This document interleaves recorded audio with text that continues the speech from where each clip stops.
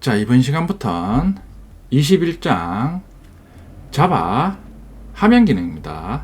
자바 8ability 기능에 대해서 알아보겠습니다. 웹개발자 입장에서는 자바 하면은 웹개발 시 쓰이지가 않습니다. 웹개발에서 화면의 기능을 브라우저에서 HTML이나 자바스크립트를 이용해서 화면 기능을 구현합니다. 따라서 21장 자바 8WT나 22장 자바 스윙은 웹개발 시에는 사용되지 않고 노트북이나 데스크탑에서 사용하는 자바 PC용 어플리케이션에서 화면 기능 구현 시 사용됩니다. 근데 자바 AWT는 자바 초창기에 화면 기능을 AWT로 구현했습니다. 뒤에서 설명드리겠지만 AWT의 문제를 개선해서 나온 게 22장에서 배우는 스윙입니다.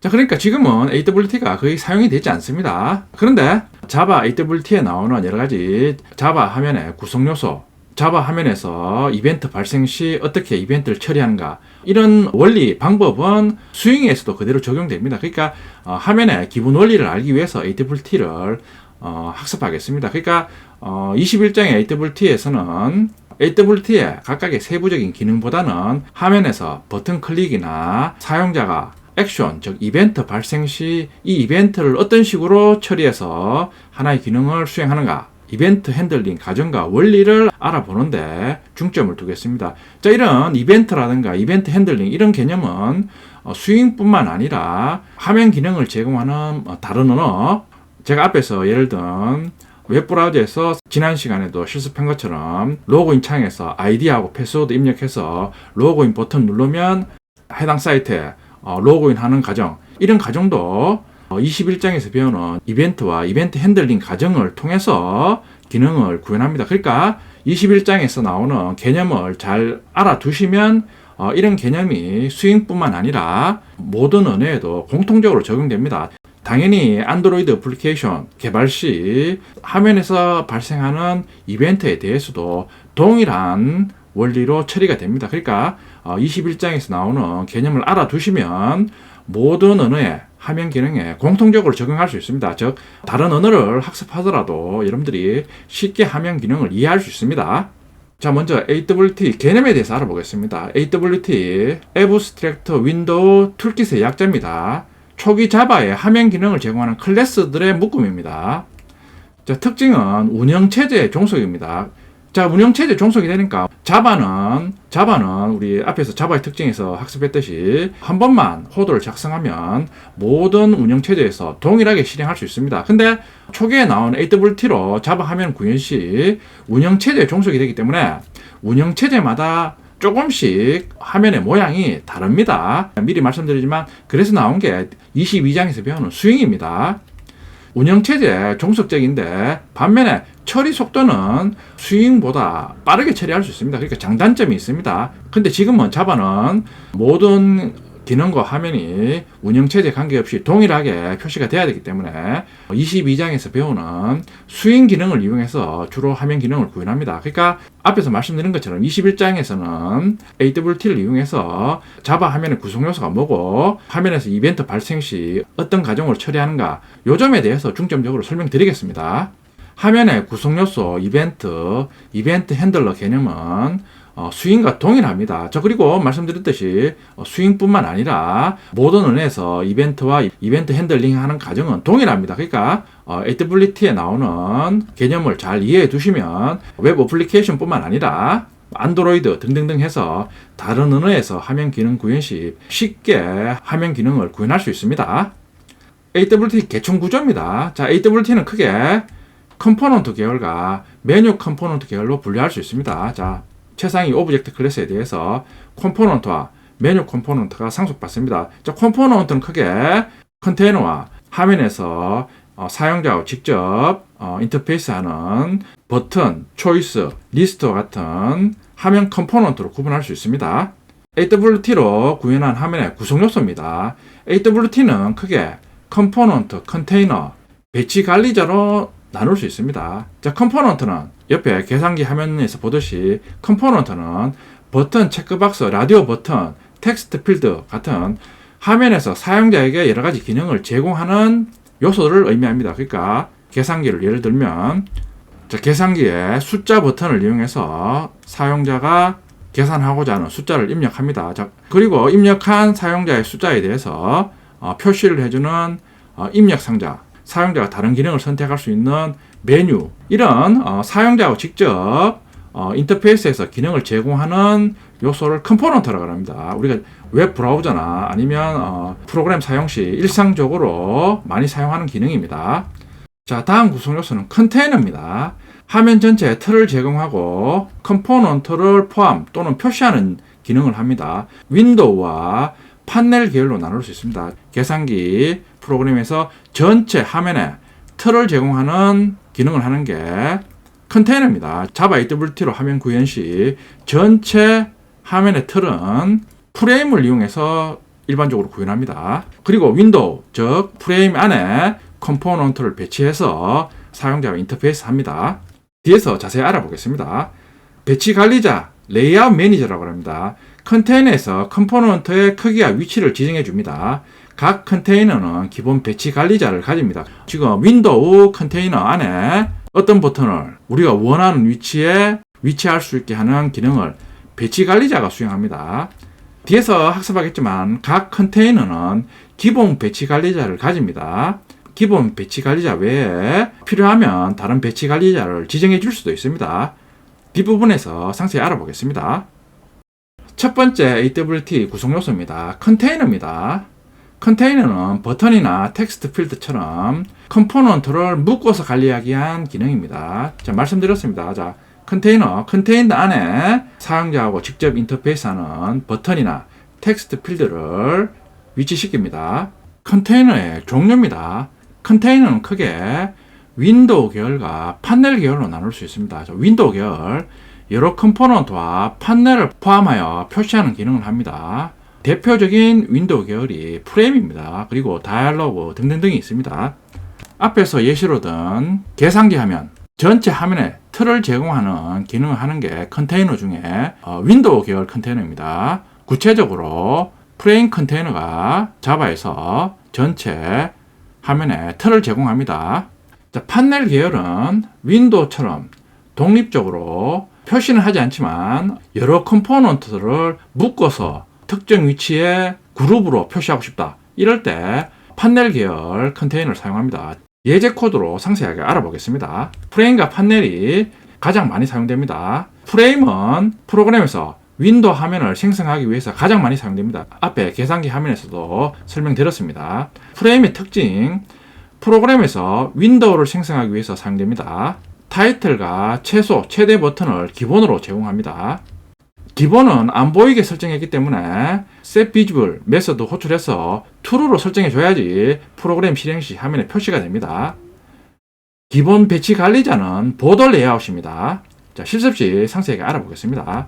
판넬의 특징은 컴포넌트들을 그룹으로 관리하기 위해서 사용됩니다. 그러니까 판넬 계열은 프레임과 같은 윈도우 계열처럼 화면에 직접 표시하는 게 아니라 특정 위치에 컴포넌트들을 그룹으로 묶어서 표시하고 싶을 때 판넬을 사용합니다. 독립적으로 사용되지 못하고 프레임을 통해서 표시됩니다. 기본 배치 관리자는 플로우 레이아웃입니다. 뒷부분에서 실습해 보겠습니다. 자, AWT의 두 번째 구성 요소, 컴포넌트입니다.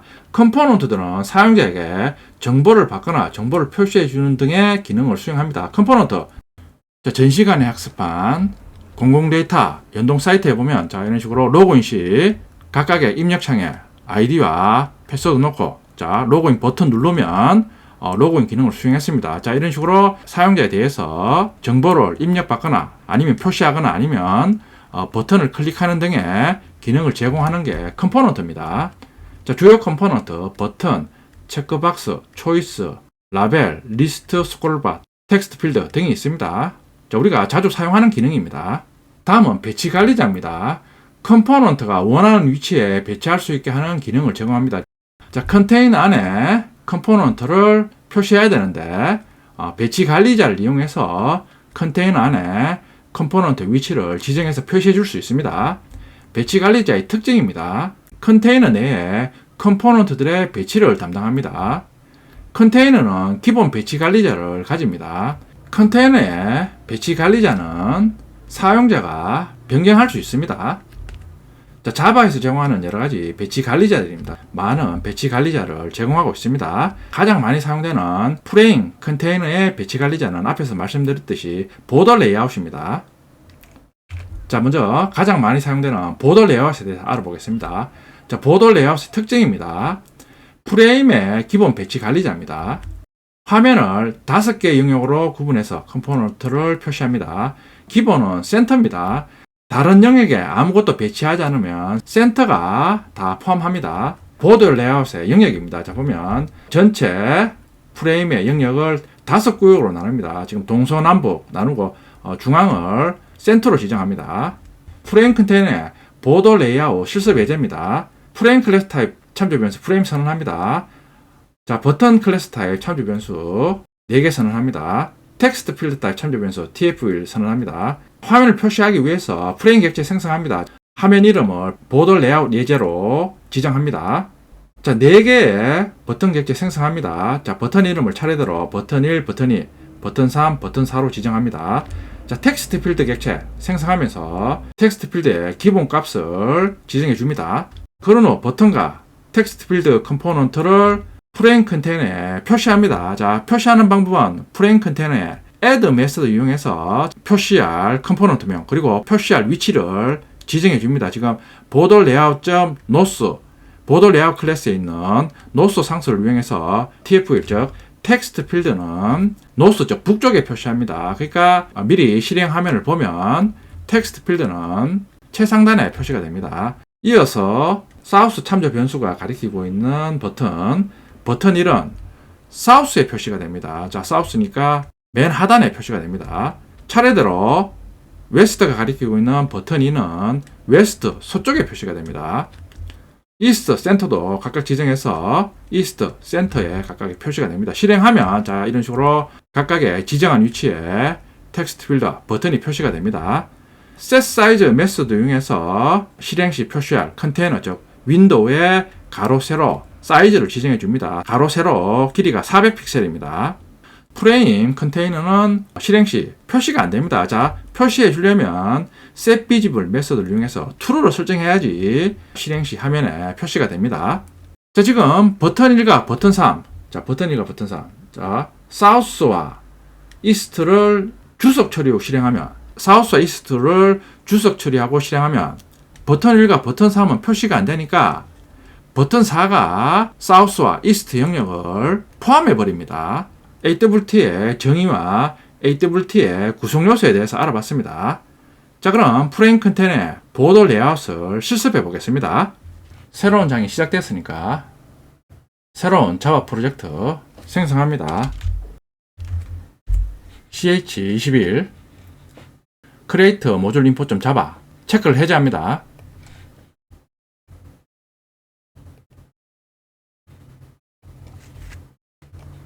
자, 섹션 01.ex01 패키지 생성합니다. 보드 레이아웃 테스트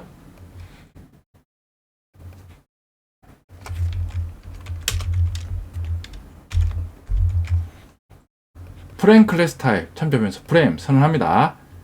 4개의 버튼 클래스 타입 참조 변수 선언합니다. 텍스트 필드 타입 참조 변수 tf1 선언합니다.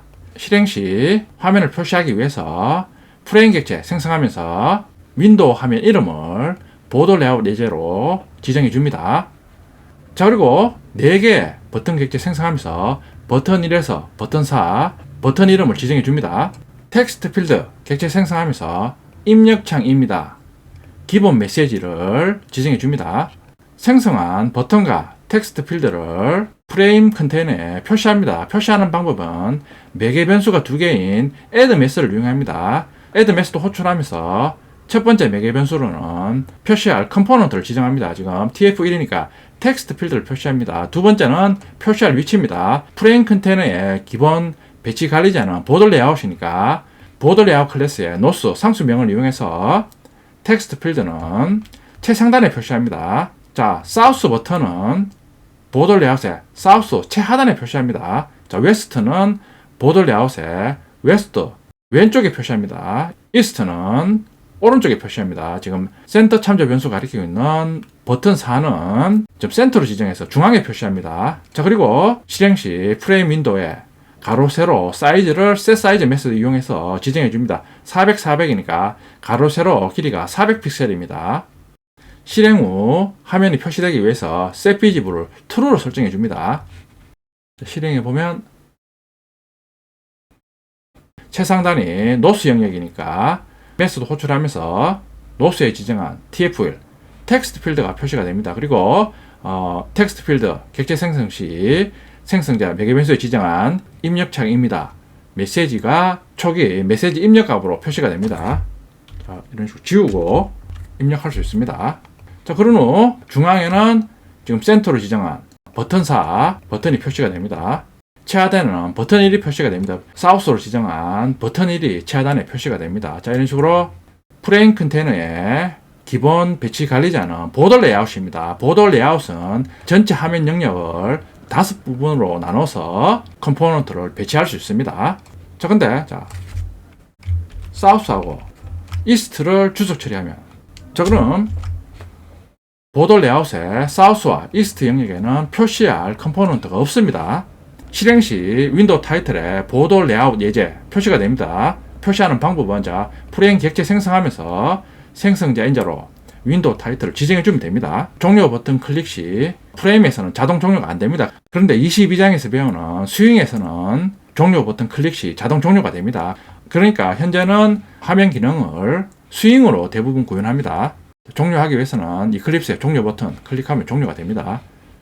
자, 그럼 다시 실행하면 최상단에 텍스트 필드가 표시가 됩니다. 근데 사우스와 이스트는 표시가 안 되고 센터 영역이 사우스와 이스트를 덮어버립니다. 자, 그러니까 보더 레이아웃에 각각의 영역에 컴포넌트를 지정하지 않으면 센터가 그 영역을 다 차지해 버립니다. 자, 첫 번째 배치 관리자 보더 레이아웃에 대해서 실습해 봤습니다.